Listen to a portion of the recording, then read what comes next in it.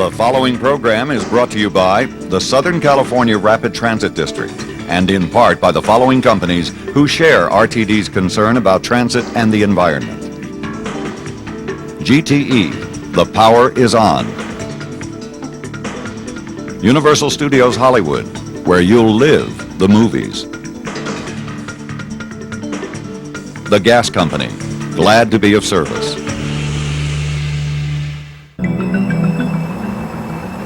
Hello, I'm Joseph Bendy. And I'm Deanna Ortelli. These old fire trucks at the Traveltown Museum in Griffith Park have logged lots of miles. And we're gonna do a little traveling ourselves. I'll explore the possibilities of flying 25 times the speed of sound in a brand new kind of aircraft. I'll check out the controls in a simulated cockpit.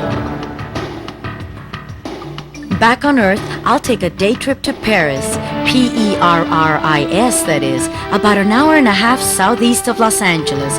Here is one of Southern California's best-kept secrets, the largest railroad museum in the West. California is known as the land of the freeway, but now toll roads. Yes, toll roads are proposed as an answer to our increasingly clogged highways. I'll explore the pros and cons of turning freeways into payways.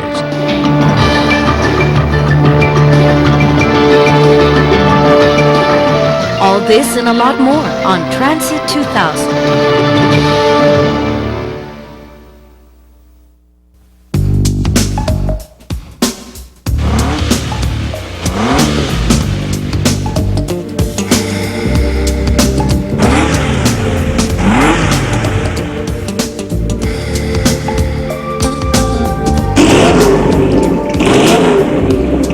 When it comes to getting around town, nothing outperforms your phone. So make the call before you make the drive. Clearing the air. All of us at the gas company are working to make it happen. You see, the gas you cook with and heat with is the same natural gas that can drive pollution away. That's because it's the cleanest burning of all conventional fuels. So let's use it wisely. Its abundant supply will help us all down the road. For help and how-tos, call on us, the gas company. Glad to be of service.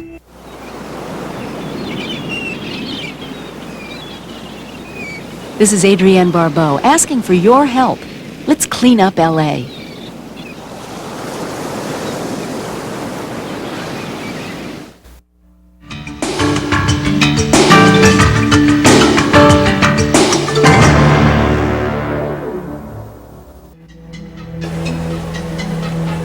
Every day, millions of travelers board airplanes at terminals like this around the world. That's not going to change very much in the 21st century. But ever since the Wright brothers, there have been dramatic changes in the way we fly. And there's one new plane that's being planned for the future that could revolutionize long-distance air travel. Since 1981, the workhorse of the American space program has been the Space Shuttle. But the launch of the new Space Shuttle Endeavour marks both a beginning and an end. NASA has announced that after Endeavour, no more shuttles will be built. So what's next for the 21st century? In America, an experimental aircraft is being developed to answer that question. This is NASA animation of the X-30, the first generation of what's called a National Aerospace Plane, or NASP. Robert Schwanz is the chief engineer of hypersonics at Rockwell International. One thing we're trying to do with this aircraft is reduce the cost of space flight. So the cost of space flight here is reduced substantially, maybe a 50th to 100th of the cost of the shuttle. That's one of the projected costs. The reason it's so cheap, or why the cost is reduced, is it does not require the large support structure that rockets and rocket-based craft do, such as the shuttle. Retired Major General Joe Engle is a former NASA astronaut with the shuttle program and a consultant for the X-30. This airplane will take off from a runway. So it is, in essence, an airplane when it takes off. It takes off from a runway under its own power. It depends on lift from its lifting surfaces to get it airborne and to start it in its climb and acceleration. The National Aerospace Plane represents a totally new kind of manned spaceflight. Rocket launch vehicles like the shuttle bulldoze their way straight up through space, weighed down by booster rockets and heavy fuel tanks that are jettisoned along the way. The NASP will angle into space like a conventional airplane, using lighter, more efficient, air-breathing scramjet engines. This airplane, the X-30, will attain the same speeds essentially as the space shuttle does, that being the speed required to maintain an orbit, an Earth orbit. And that's about Mach 25, or a little over 18,000 miles an hour. Creating engines capable of these astonishing speeds is only one of the technical challenges facing the X-30. The NASP is entering a new realm of aviation, demanding new materials that can resist surface temperatures reaching 5,000 degrees, and computer control systems that can test and execute hypersonic maneuvers. There's a lot that's new about NASP technology, but one of the plane's most innovative features is how it's being designed and built. In 1990, NASA and the Department of Defense put together an unprecedented national team of American aerospace companies. Such government and private enterprise consortiums have been the secret of Japan and Europe's recent technological successes.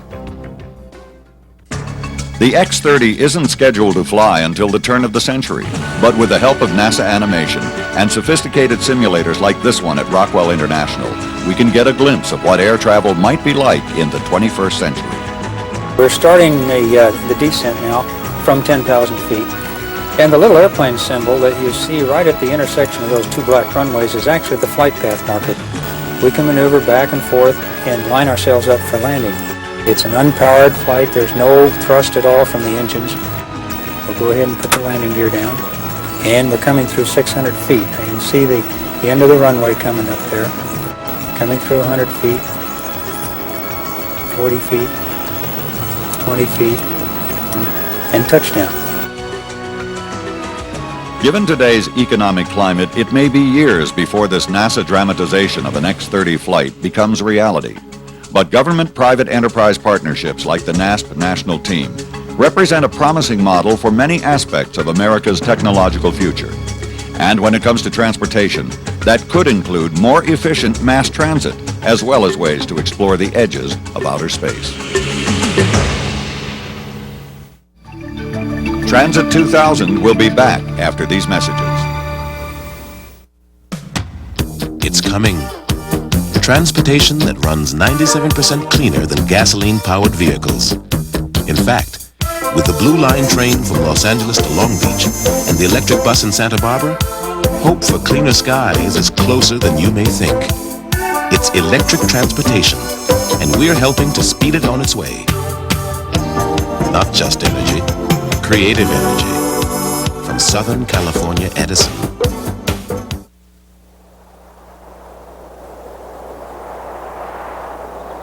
This is Ed Begley Jr. asking for your help. Let's clean up LA.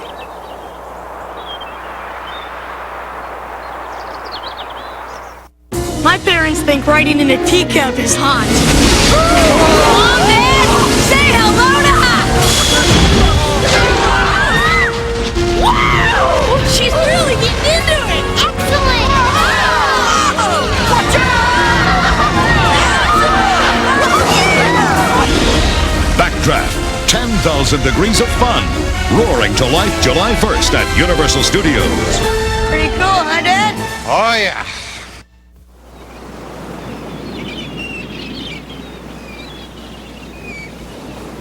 This is Susan Rattan asking for your help. Let's clean up LA.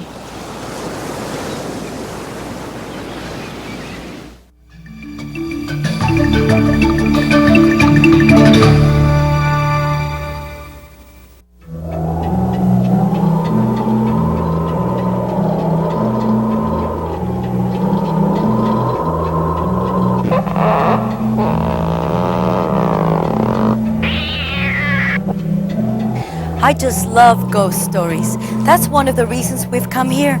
This is a graveyard, but not for people, for trains.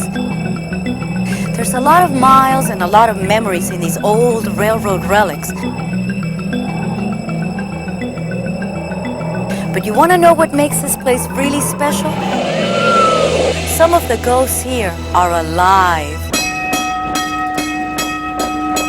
In 1958, when service was discontinued in Los Angeles, this electric trolley was left for dead, destined for the scrap heap.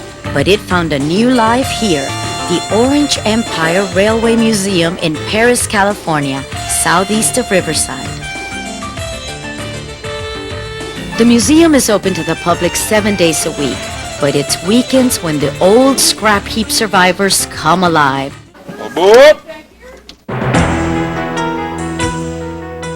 After 11 a.m., every few minutes a reborn train rumbles down one of the museum's lines of tracks.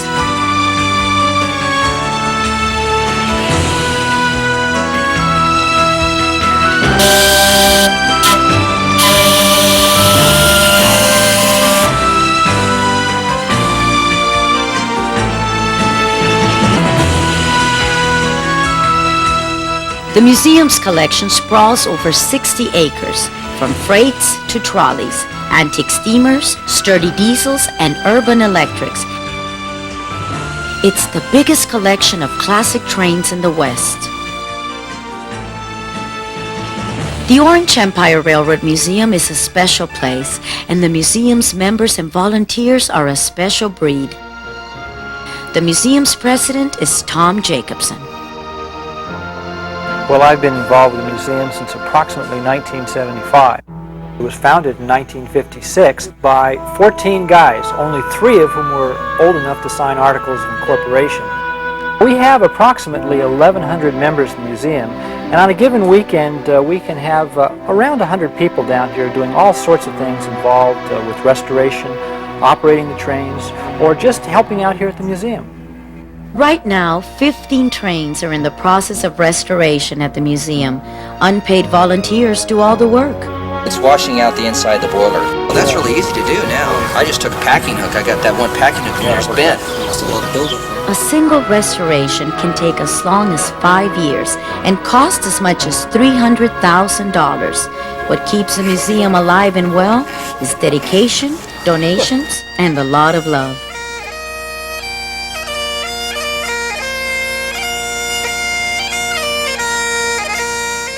Terrell Smith is one of the museum's women volunteers. Only her enthusiasm for playing bagpipes matches her love for trains. But it wasn't love at first sight. To tell the truth, I really hated trains. Just when I was absolutely in the hurry, just when I just thought I was going to get there in time, I got stopped by a train. I mean, you don't see these things around out there anymore. I mean, I had no idea they even existed. And when I came out here, and the idea of maybe just getting to operate one when I've never seen one before in my life just sort of thrilled me. My knees were shaking when I was done. No old train conjures up fonder feelings than the legendary Southern California red car. This lovingly restored trolley is a special favorite of the Orange Empire Railroad Museum's Superintendent of Railway Operations, Ed Vandeventer. Ed, tell us a little bit about the history of these red cars. When anybody thinks about transportation in Los Angeles County in the old days, they think of the big red cars of the Pacific Electric. The Pacific Electric was an interurban system.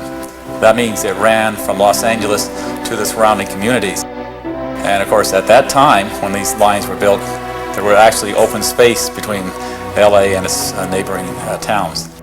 After World War II, everybody who returned home wanted to buy an automobile, and they moved to the suburbs, to places where the red cars couldn't serve them, and so the patronage started to drop off rapidly.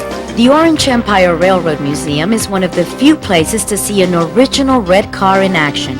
But today, rail transportation is a lot more than a relic of America's past. As we all know, LA is going through a stage right now where the Blue Line has just been inaugurated and has proved to be very successful according to the people who operate it. We're going to have a real live subway in Los Angeles. We're going to have commuter rail, and Amtrak is holding its own in intercity transit.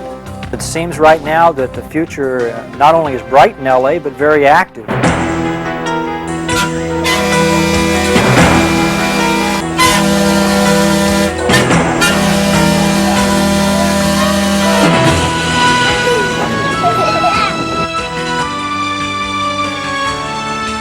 Talk of a new rail age in the 21st century doesn't surprise train enthusiasts like Terrell Smith. For Terrell, the past was the future all along. Trains worked in the past and they were fools to take them out. Now they're putting them back in and running around saying, hey, look, we got something new.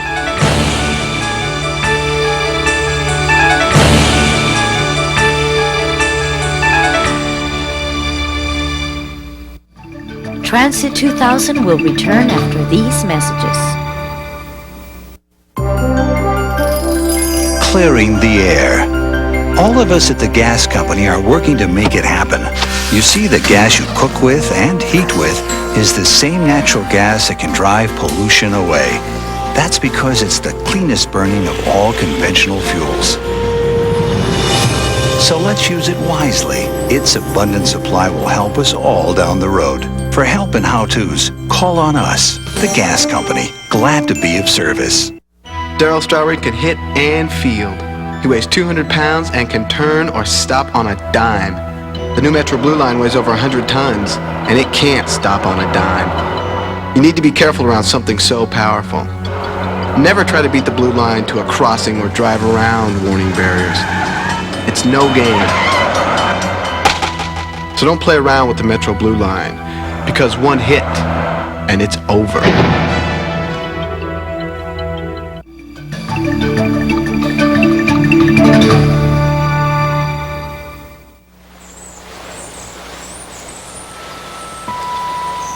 Laguna is a popular destination for millions of tourists and residents of Southern California.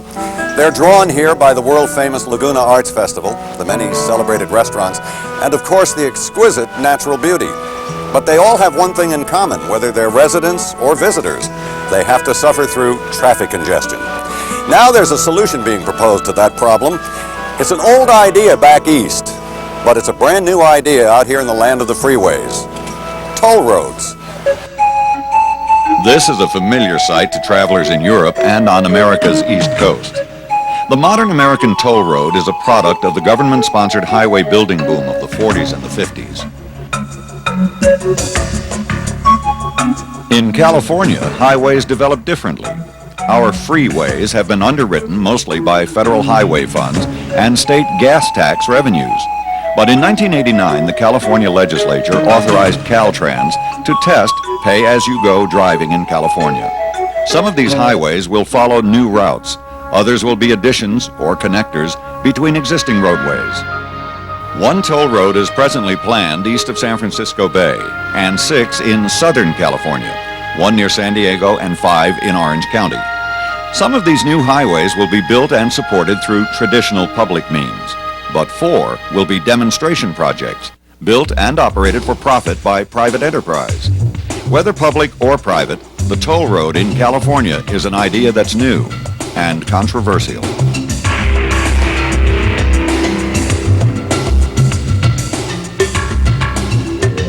These demonstrators are protesting a publicly sponsored 6-lane, 15-mile-long toll road through the San Joaquin Hills in Orange County, connecting the Corona del Mar Freeway near John Wayne Airport southeast to I-5 and San Juan Capistrano.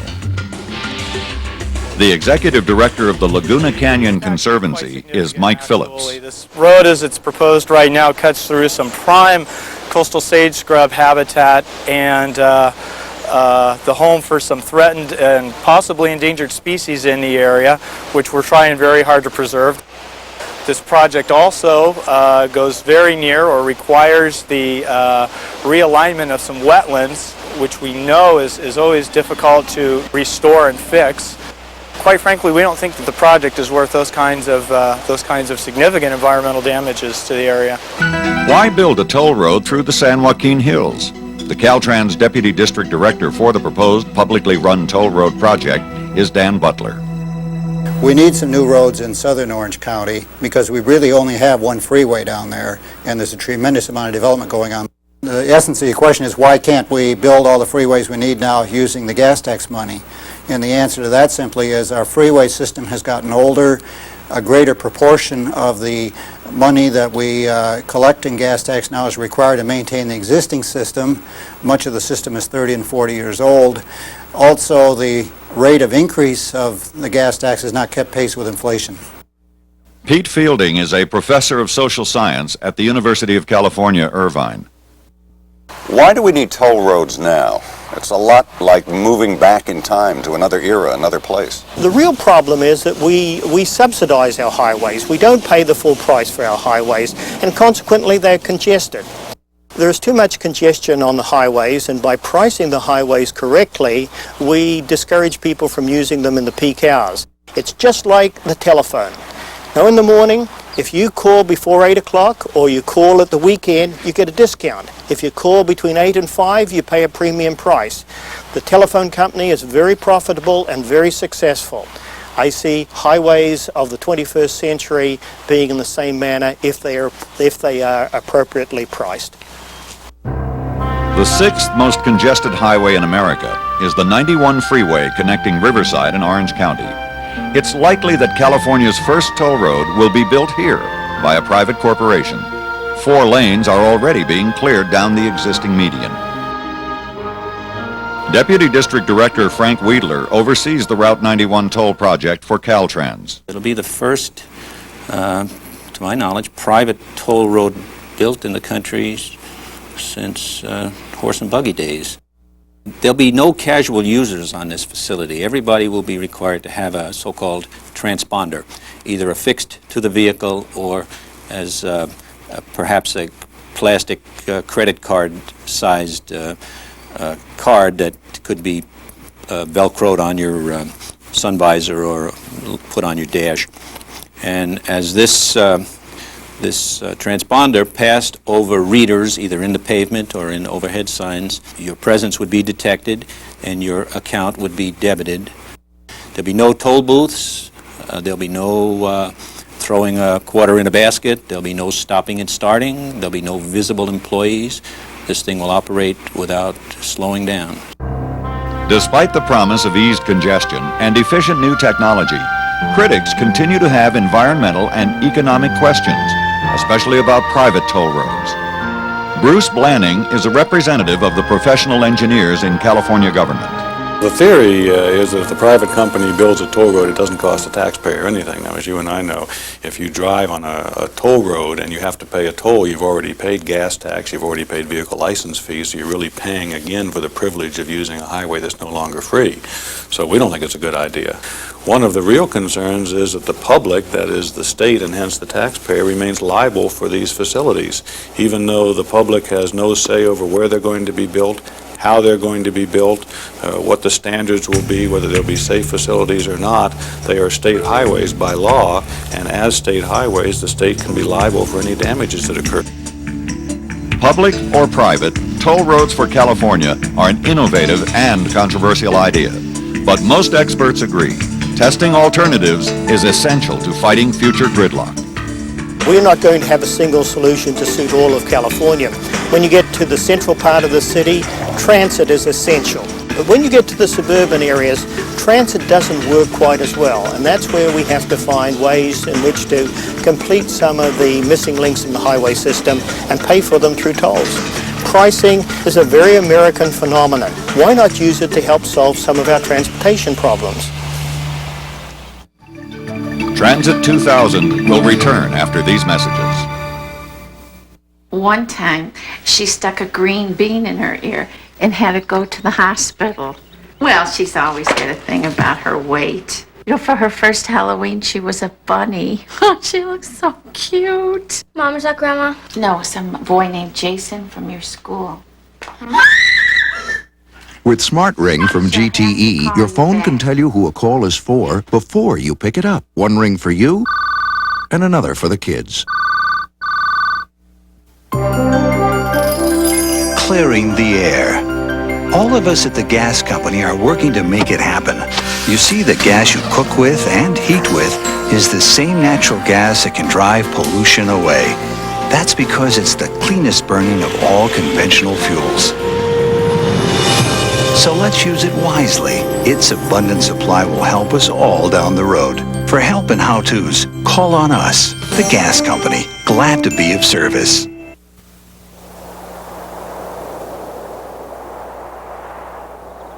This is Chuck Connors asking for your help.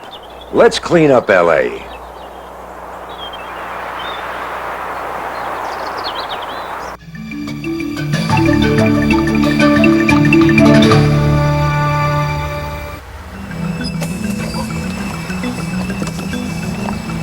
When you talk about time machines, it's hard to beat this RTD bus. It's taken us back more than 200 years to the place where Los Angeles was born.